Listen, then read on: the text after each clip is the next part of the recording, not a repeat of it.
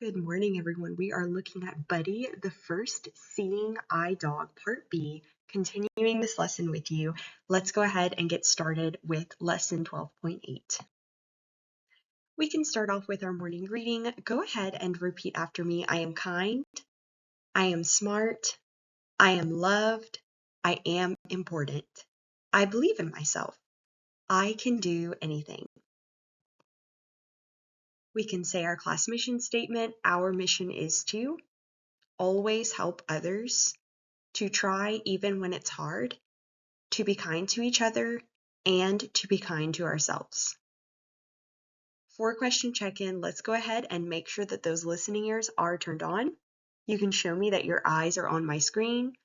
You can hold up cactus hands for me and show me that you are not holding any toys, pencils, markers, anything that could distract you, and go ahead and wave good morning. You can put your hands down and take a deep breath. Go ahead and let that breath out. Are you going to give this lesson your absolute best? Give me 2 thumbs up. Perfect. Remember that we are recording every lesson that we have here so that you can go back and watch the lesson again if you need to. And don't forget about our classroom rules.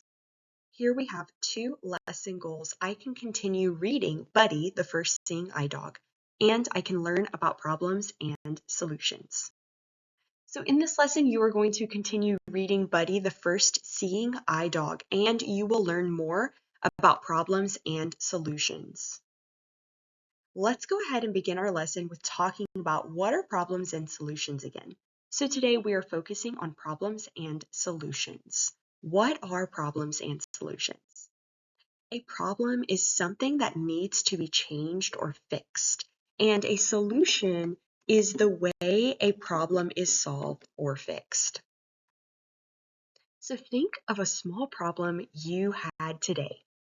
What was it? Did you spill milk? Did you get stuck somewhere?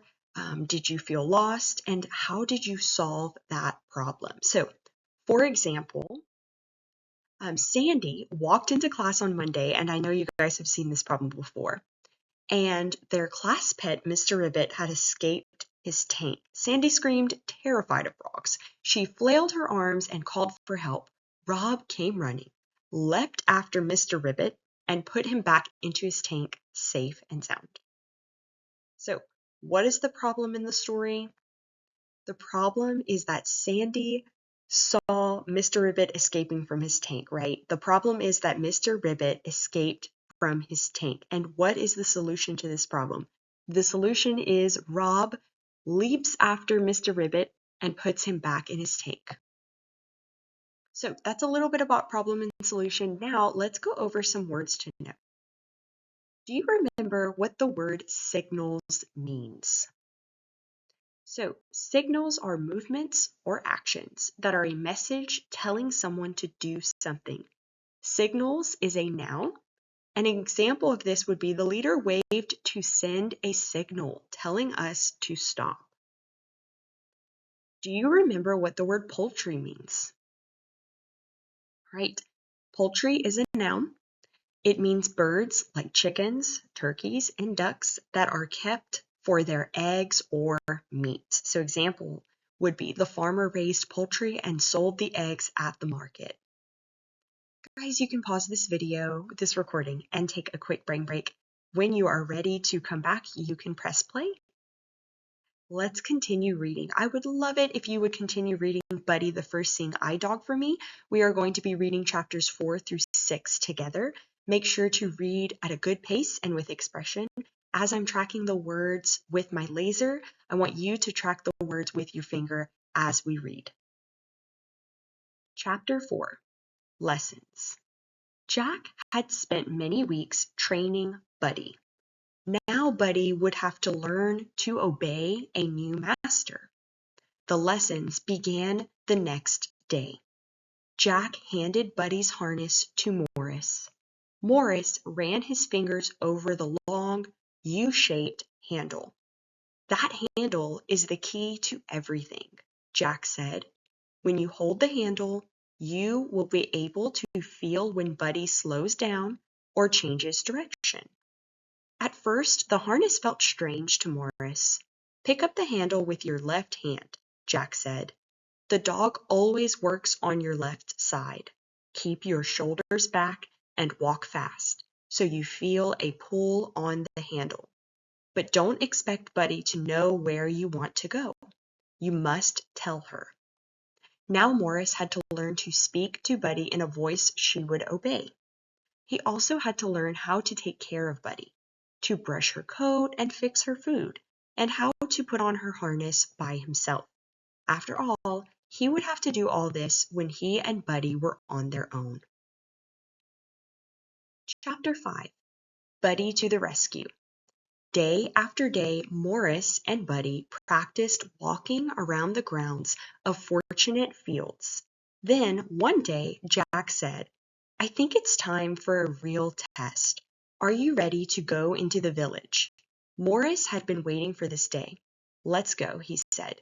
He took hold of the handle of Buddy's harness and gave the command he had practiced many times. Forward. Buddy and Morris marched down the hill to the gate. When they got there, Buddy stopped. What's the matter? Morris asked Jack. Did I do something wrong? The gate is closed, Jack told him. Buddy just did what she was supposed to do. Good girl, Morris said, and gave her a pat. Jack opened the gate and the three of them walked on down the hill. Every day after that, they walked from Fortunate Fields to the cable car that ran down the mountainside into the village of Vevey. In town, they walked along the twisting streets, with Morris giving directions and Buddy leading him safely through the traffic. Morris was getting used to the feel of Buddy at the end of the handle, but sometimes he didn't pay attention to the signal she gave him. One day outside the cable car, Buddy suddenly sat down, but Morris didn't stop. He came crashing down onto some steps. Morris was angry with Jack for not telling him about the steps. I'm sorry if you hurt yourself, Morris, Jack said, but you must learn to pay attention to Buddy at all times. Your life may depend on it. One afternoon on the way home from the village, Morris and Buddy were making their way slowly up the mountain path. Jack was far behind them. Suddenly, Morris heard a wild clatter on the road above and the sound of horses' hoofbeats pounding the ground. Two horses had broken away from their wagon and were running straight toward Morris. Buddy tugged with all her might as Morris gripped the harness handle. He found himself being pulled up a steep, rocky slope along the side of the path. In the next second, he felt the runaway horses rushing past him. Morris fell to his knees and reached out for his dog. Jack came running up. He had barely gotten out of the way himself. That was a close call, he said. Lucky for you, Buddy has learned her lessons well. She saved your life. Chapter 6. I'm Free. By the end of May, Morris knew every twist and turn of the village streets. He could tell where he was from the sounds and smells in the air. One day, Morris and Buddy went into Vevey alone. Forward, Morris commanded, and Buddy led him along the main street. Now Morris could hear the clucking of hens. He knew he was near the poultry shop on the corner. Left, he said to Buddy. Before long, Morris smelled fresh loaves of bread. They were passing the bakery. Good, he said to himself. We're going the right way. Then came the sweet smell of soap and bay rum. Stop, Buddy, Morris commanded. Right. Buddy led him to the barber shop. She waited as Morris had his hair cut. Go ahead and take a quick brain break, guys. During your brain break, you can grab something to write on and something to write with, and we will check your understanding. All right, I hope you had a well-deserved great brain break. Let's see how well you remember important things from today's reading. I want you to identify the problems and the solutions in Buddy, the First Seeing Eye Dog. Learning coaches, you can take a picture of one of your students' answer choices from the questions that we will have and send it to me by email. This will give your student credit for watching this recording. You only have to send one picture for one answer that they have. However, students, I do want you to answer all of the questions. That way you get practice and do well on your lesson for today that you will also do after watching this recording. Read these sentences from Buddy, the first seeing eye dog. One day outside the cable car, Buddy suddenly sat down, but Morris didn't stop. He came crashing down onto some steps. What does Jack tell Morris he must do to solve the problem of falling downstairs? A. He needs to get Buddy a new harness to wear. B. He has to pay attention to Buddy at all times. C. He needs to take someone else along on walks. Or D. He has to walk more slowly when he and Buddy are out. The answer is B. He has to pay attention to Buddy at all times. Read this sentence from Buddy, the first seeing eye dog. Two horses had broken away from their wagon and were running straight toward Morris. How is this problem solved?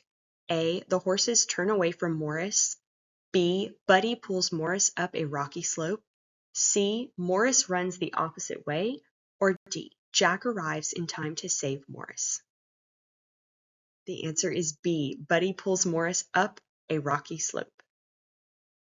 Read these sentences from Buddy, the first seeing eye dog.